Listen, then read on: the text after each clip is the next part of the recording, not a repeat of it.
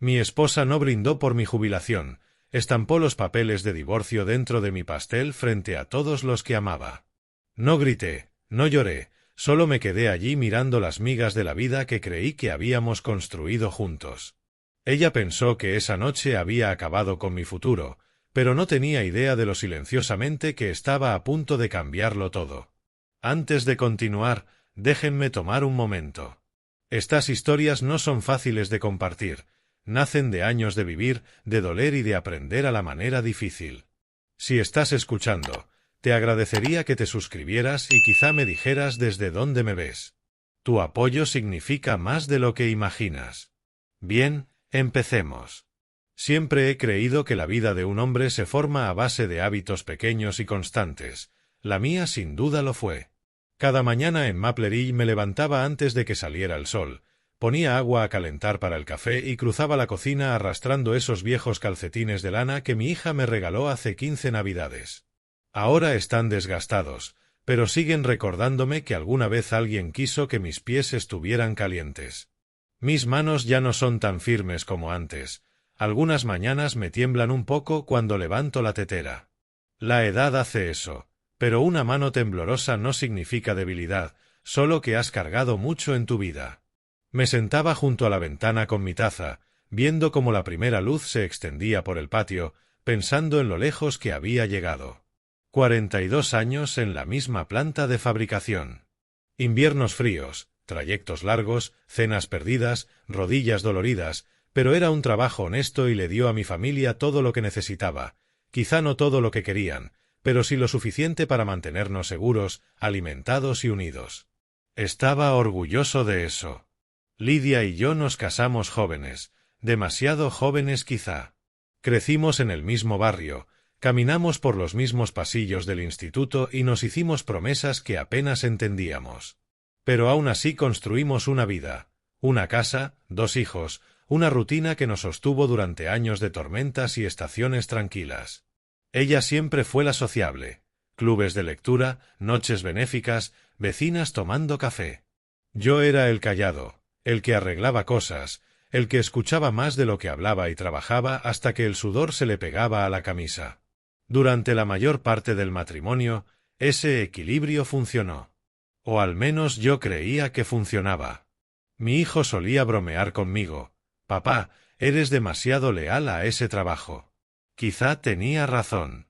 Rara vez tomé vacaciones. Conduje a través de tormentas de nieve para que no llamaran a los trabajadores más jóvenes. Me quedé haciendo horas extra incluso cuando la espalda me latía. Cubrí turnos para que otros pudieran ir a bodas, cumpleaños, obras escolares, pero proveer me resultaba natural, como respirar, silencioso, constante, necesario.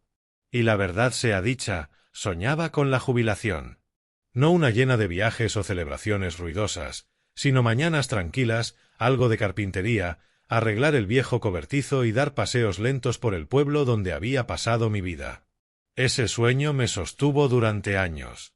Cuando llegó mi último año laboral, la planta empezó a planear una pequeña despedida. Nada lujoso, un pastel, algunos discursos, un apretón de manos del nuevo gerente. Pero mis compañeros fueron más allá. Reuniones secretas, decoraciones ocultas, incluso mis nietos practicando con diminutos cañones de confeti. Yo no sabía nada de esto en ese momento, claro, pero lo intuía. Hablaban más en voz baja cuando entraba, alguien callaba de golpe a un grupo cuando pasaba, mi hija no dejaba de preguntarme qué día quería tomarme las cosas con calma. No quería tanto alboroto, pero la idea de sentirme apreciado, aunque fuera una vez, me resultaba agradable. Después de décadas detrás del telón, sería bueno recibir un reconocimiento. Pero Lidia se volvió distante a medida que se acercaba la fecha. Se sentaba a la mesa mirando el móvil, respondiendo con tonos cortos y distraídos. La calidez de su voz, antes constante, se había desvanecido meses atrás. Me repetía, los matrimonios pasan por temporadas. Después de 40 años, aprendes a esperar a que pase el frío. Aún así, algo no encajaba. Algunos días casi no me miraba, otros miraba a través de mí. Una noche me encontré doblando su bufanda, una azul que siempre le gustó, y colocándola con cuidado en la barandilla del porche para que no la olvidara por la mañana. Solo una costumbre. Pero pasó de largo sin notarla. Momentos así se quedan contigo. Incluso mis compañeros lo notaron. ¿Todo bien en casa? ¿Lidia vendrá a la celebración? Yo sonreía, asentía, decía que solo estaba ocupada. No quería admitir, ni siquiera ante mí, que algo se estaba resquebrajando en silencio tras los muros de nuestra vida. A medida que se acercaba el día de mi jubilación, ensayé un discurso breve, algo agradecido, algo humilde. Me imaginé a Lidia sonriendo a mi lado, a mis hijos orgullosos, a mis nietos celebrando. Me imaginé soltando un largo suspiro, ese que un hombre libera cuando sabe que sus años más duros por fin quedaron atrás. Aquella mañana me puse mi mejor camisa, la metí bien por dentro, pasé la mano por lo poco que me quedaba de pelo y, al mirarme al espejo, me sentí tranquilo, satisfecho. No lo sabía entonces, pero esa calma sería la última paz real que sentiría en mucho tiempo. La celebración fue en el viejo salón comunitario. Suelos de madera, luces cálidas, filas de sillas plegadas con esmero. Se veía sencillo pero acogedor, el tipo de lugar donde la gente comparte momentos auténticos sin pretensiones. Cuando entré y todos gritaron sorpresa, sentí que algo cálido me subía por el pecho. No fue sorpresa, fue gratitud. Les importaba lo suficiente como para hacer de ese momento algo especial. El pastel llamó mi atención primero. Un gran pastel blanco con letras rojas que decían felicidades. Evan. Feliz jubilación. Mis nietos sujetaban sus confetis como pequeños soldados esperando órdenes. Mi hija corrió a abrazarme con fuerza. Papá, por fin lo lograste, dijo con la voz llena de emoción. Pude sentir el orgullo en sus manos sobre mis hombros. Mis compañeros se acercaron en fila, saludos, palmadas en la espalda, algunas bromas sobre cómo había escapado por fin de la planta. Se sentía bien, quizá demasiado bien. Entonces la vi, Lidia, de pie al fondo, brazos cruzados, cuerpo rígido, ojos no en mí sino en el pastel. Intenté captar su mirada. Ella la desvió. Aún así, me acerqué. Lidia, no sabía que habían planeado todo esto, dije en voz baja. Ella no sonrió, no tocó mi brazo, ni siquiera fingió. Tenemos que hablar, susurró. Su tono era plano, sin expresión, como si hubiese ensayado esas palabras. Antes de que pudiera responder, el gerente dio unas palmadas. Reunámonos alrededor del pastel. Evan, ponte aquí. Tu esposa dice que quiere decir algo. Idea suya. Esas palabras me dieron esperanza a un instante. Quizá había preparado un brindis, algo amable, algo sincero. Quizá su distancia solo eran nervios. Quizá estaba equivocado respecto al frío. Me coloqué junto a ella, toda la sala mirando. Mis nietos brincaban de emoción, los móviles grabando, alguien susurró «esto va a ser tan bonito». Sentí que una pequeña sonrisa quería asomarse. Entonces Lidia metió la mano en su bolso. Sus dedos se cerraron sobre algo. Un momento largo y lento se instaló en la sala. Un sobre Manila.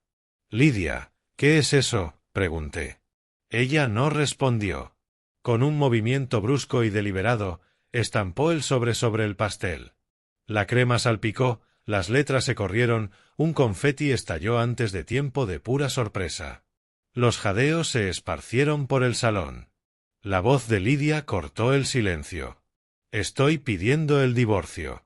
Quería que recibieras los papeles hoy. Por un segundo no escuché nada, solo un zumbido dentro de mi cabeza, ese sonido hueco y extraño que hace la vida cuando golpea demasiado fuerte, demasiado rápido. Mi hija se tapó la boca, mi hijo se quedó inmóvil, incluso los niños permanecieron quietos, con los confetis colgando de sus manos. Y yo no me moví. Levanté el sobre despacio, sintiendo la crema pegajosa en mis dedos, metiéndose en los pliegues. Miré el pastel arruinado, el momento arruinado, y sentí que algo dentro de mí se apagaba. Lidia, susurré, ¿por qué aquí? ¿Por qué así? Ella me miró con una frialdad que no reconocí. Lo leerás luego. Ya no voy a fingir delante de la gente. Fingir. Esa palabra me golpeó más hondo que su acción. El gerente dio un paso adelante con torpeza. Señora, quizá este no sea el lugar. Sí lo es, respondió tajante. Él pasó su vida en esa fábrica, que la termine con la verdad. Luego me dio la espalda, al salón, a 40 años, y se fue sin volver la vista. Un silencio espeso cayó sobre la sala, tan sólido que casi vibraba en el aire. Mi hija me tocó el brazo con suavidad. Papá, lo siento tanto. Respiré despacio. Estoy bien, dije, aunque la voz se me quebró en un sitio que no sabía cómo reparar. Todos esperaban, inseguros, atónitos. Y en ese instante, un pensamiento apareció dentro de mí. Pero eso no fue lo peor, porque la verdadera traición no fue el divorcio, ni el sobre, ni siquiera la humillación. Fue darme cuenta de que ella esperó este día, el día destinado a honrar mi vida de trabajo, para terminar nuestro matrimonio. Y mientras permanecía allí en ese silencio destrozado, algo se asentó dentro de mí, no ira, no rabia, solo una quietud profunda, firme, una quietud que susurraba, no me quedaré callado. No ahora. Después de que Lidia saliera del salón, el aire se volvió extraño, delgado, frágil, como si el lugar mismo no supiera cómo sostener el momento. La gente seguía hablando a mi alrededor, pero sus voces sonaban lejanas, apagadas, como si estuviera bajo el agua. Mi gerente me preguntó si quería sentarme, mi hija me rogó que saliera un momento, mi hijo se quedó cerca del pastel destruido, mirándolo como si fuese una víctima. Pero yo solo permanecí allí, en silencio, quieto, hueco. No corrí tras ella, no grité, no pedí explicaciones, simplemente existí dentro del golpe. Finalmente salí solo. El aire frío del invierno me envolvió más afilado de lo que esperaba. Me aferré a la barandilla e intenté respirar despacio, con cuidado, dejando que el aire helado se asentara profundo en mis pulmones. A través de las ventanas empañadas veía sombras moviéndose, gente murmurando. Y en medio de ese frío, algo dentro de mí envejeció de golpe. Mi hija salió pocos segundos después, me puso su abrigo sobre los hombros, con las manos temblando. «Papá, por favor háblame», susurró.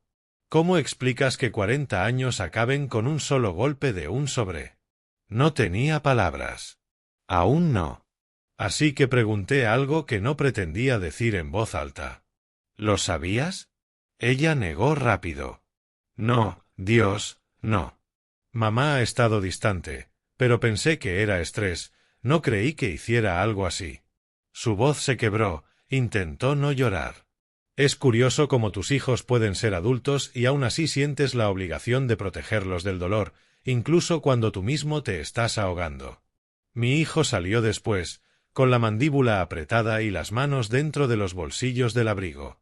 «Papá, ¿quieres que vaya detrás de ella?» «Iré, la traeré de vuelta». «No», dije despacio. «Déjala ir». Las palabras me sorprendieron incluso a mí, pero eran verdad.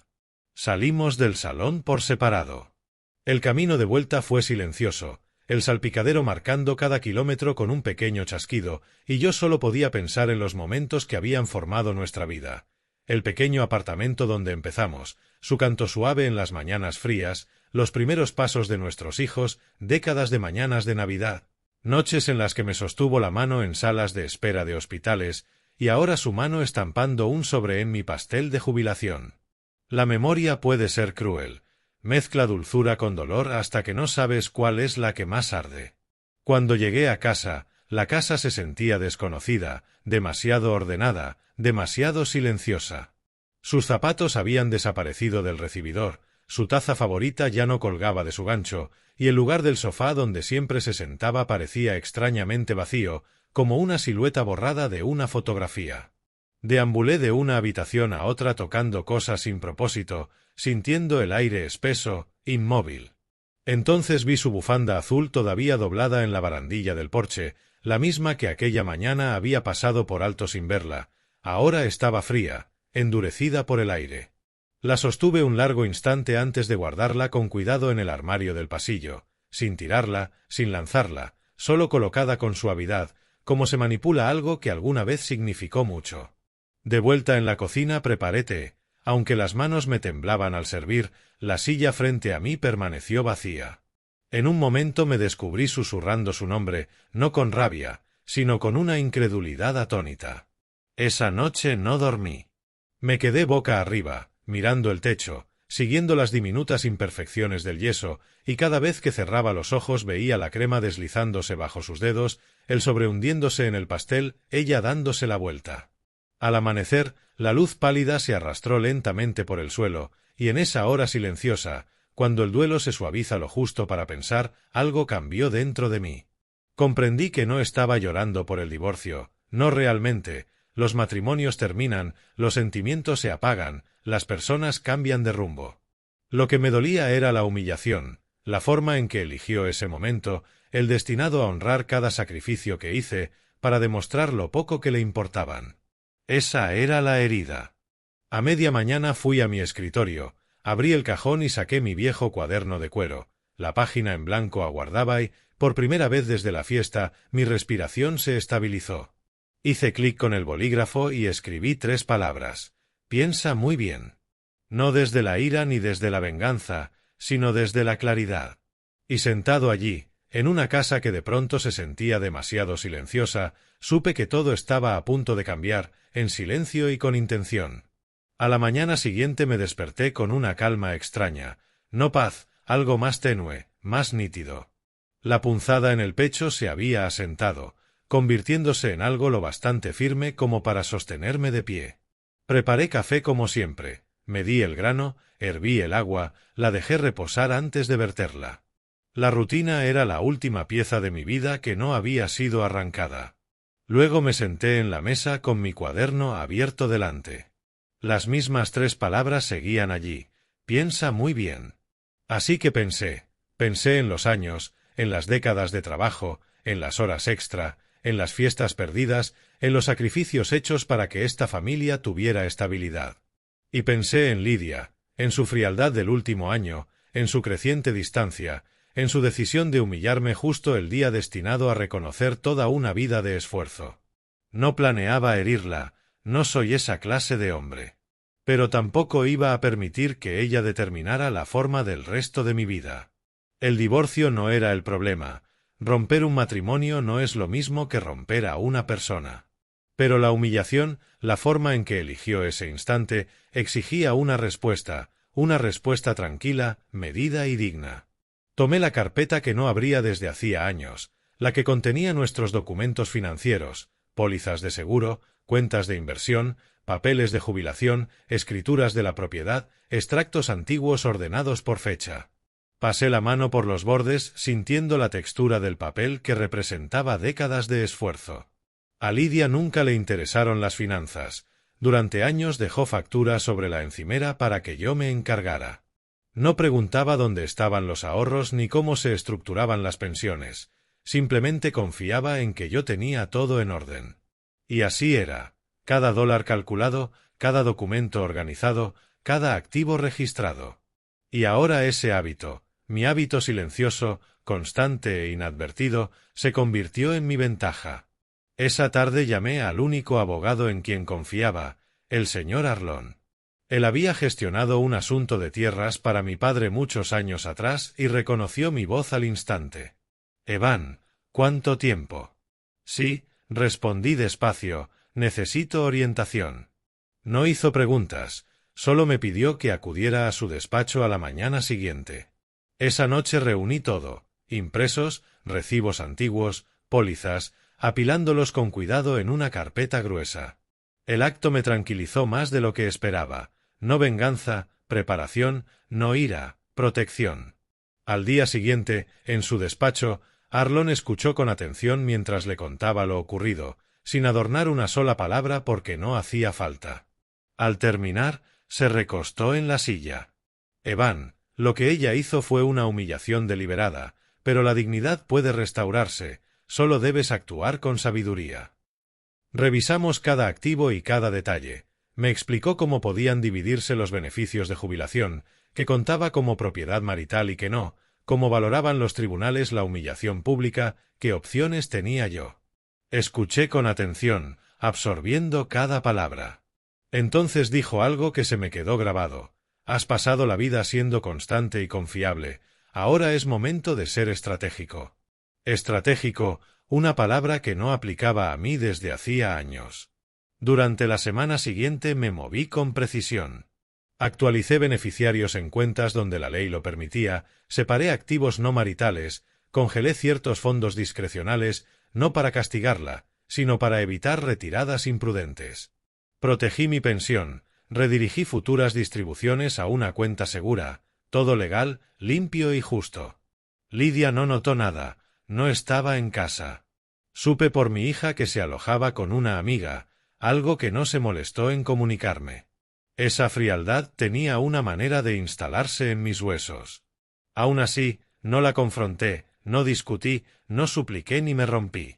Fui al banco, actualicé títulos, revisé la escritura, organicé cada carpeta por orden cronológico y cada noche volvía al cuaderno y escribía una sola línea: revisados documentos de pensión, actualizados beneficiarios, preparado inventario, evaluado valor de la propiedad, sereno, ordenado, hacia adelante.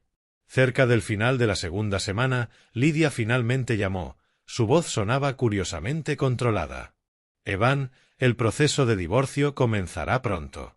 Espero justicia. Una pequeña sonrisa tiró de la comisura de mi boca, no por despecho, sino por claridad. Justicia es exactamente lo que tendrás, respondí. Ni más ni menos. Ella vaciló. No esperaba que estuvieras tan sereno. No respondí, porque ahí estaba la verdad que nunca vio venir. Ella pensó que estampar los papeles de divorcio en mi pastel de jubilación me rompería, creyó que implosionaría, que gritaría, que suplicaría, que me perdería. En cambio, me aclaró la visión. Cuando colgó, murmuré la frase del título dejando que las palabras cayeran como polvo en una habitación quieta. Mi esposa estampó los papeles de divorcio en mi pastel de jubilación, así que cambié todo en silencio. Al final del mes tenía cada documento listo, cada detalle preparado, cada cuenta asegurada, todo dispuesto. Solo tenía que esperar. Cuando llegó la fecha del juicio, caminé al juzgado con los mismos pasos firmes con los que cada mañana había entrado a la planta durante 42 años. Sin prisa, sin nervios, solo con un propósito silencioso. Llevaba mi mejor chaqueta de lana, la que mi hija me regaló hace unos inviernos. Lidia ya estaba allí con su abogada, una mujer pulida, de traje impecable, golpeando su bolígrafo contra una carpeta. Lidia no me miró, ni una vez. Quizá esperaba que entrara roto, pero tomé asiento con calma, dejé mi carpeta en la mesa y entrelacé las manos. Arlón se inclinó hacia mí y susurró: «¿Estás listo?» Y tenía razón. Lo estaba. El procedimiento comenzó con la formalidad lenta y apagada de siempre: nombres, fechas, acuses de recibo. Luego vinieron las solicitudes financieras. Su abogada, erguida y segura, dijo: «Su señoría, solicitamos una división equitativa de los activos, incluyendo ahorros conjuntos, la pensión de jubilación y la cartera de inversión complementaria». Pausa. Esperaba resistencia. No hubo ninguna. En cambio, Arlón abrió mi carpeta, moviendo la primera pestaña marcada con una calma casi conversacional pero con un peso que cayó como martillo. Primero, un listado completo de mis activos no maritales, herencias, inversiones previas al matrimonio, cuentas creadas años antes de conocer a Lidia. Segundo, documentos que probaban que casi un tercio de mi pensión se había acumulado antes del matrimonio, quedando fuera de la división. Tercero, registros que demostraban que la cuenta de inversión complementaria había sido financiada totalmente con mis horas extra y bonificaciones, respaldado por nóminas de décadas. Cuarto, formularios de beneficiarios actualizados cumpliendo la ley mucho antes de iniciar el divorcio. La abogada de Lidia parpadeó una vez, dos, revisando su carpeta, buscando algo que no tenía. Y entonces lo vi en el rostro de Lidia: no ira, no desafío, miedo. Además, dijo Arlón, dada la humillación pública infligida a mi cliente en su celebración de jubilación, solicitamos que los activos discrecionales se valoren en consecuencia. El juez levantó la vista. ¿Humillación pública? Explique. Así que Arlón lo relató, sin teatro, solo la verdad. El salón decorado, los invitados, los niños, el pastel, el sobreestampado en la crema. El ceño del juez se endureció. «Señora Marsal, ¿es cierto?» Lidia vaciló, sus ojos saltando entre el juez y yo. «Sí», murmuró al fin. Estaba infeliz. Quería un corte limpio. El juez suspiró. Un corte limpio no implica humillar a alguien frente a su familia y su comunidad. Se tendrá en cuenta. Su abogada escribía apresurada. Lidia miraba sus manos. Y llegó el punto decisivo. Arlón deslizó la última sección, una línea de tiempo financiera completa y meticulosa que yo había construido en silencio durante años. Habló despacio. «Su señoría, cada detalle ha sido verificado. Mi cliente no busca nada injusto, solo un resultado que refleje la verdad de sus contribuciones». El juez revisó todo, lento, con cuidado. El fallo fue firme y justo. La mayor parte de mi pensión seguía siendo mía, con solo la porción marital dividida. Los activos no maritales quedaron intactos. Los activos discrecionales se ajustaron a mi favor por su conducta. La casa quedó bajo mi propiedad, pues yo había pagado casi toda y la había mantenido solo.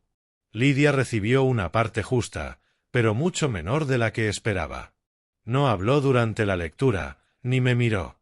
Pero al final, cuando cayó el mazo, por fin se giró. Su voz tembló. «Evan, ¿por qué no luchaste? ¿Por qué no gritaste? ¿Por qué simplemente?» señaló débilmente mi carpeta. «Manejaste todo tan en silencio». Respiré, sintiendo 40 años moverse en mi pecho.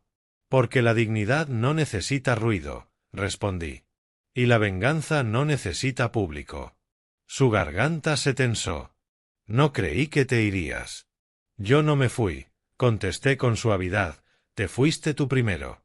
Retrocedió un poco, como si la verdad tuviera peso. Me levanté, tomé mi carpeta y caminé hacia la salida. Cada paso se sentía más ligero, como si abandonara una carga que llevaba demasiado tiempo. El sol entraba por las puertas de cristal, y al detenerme bajo su calor, sentí algo que no había sentido en años. Libertad, simple y firme libertad. A veces el momento más fuerte de la vida es cuando decides no decir nada. Una semana después del fallo me encontré sentado en el porche trasero, viendo los arces moverse con la brisa suave del atardecer. La casa se sentía distinta, más tranquila, pero no vacía. Hay una diferencia entre soledad y paz, y por fin la comprendía.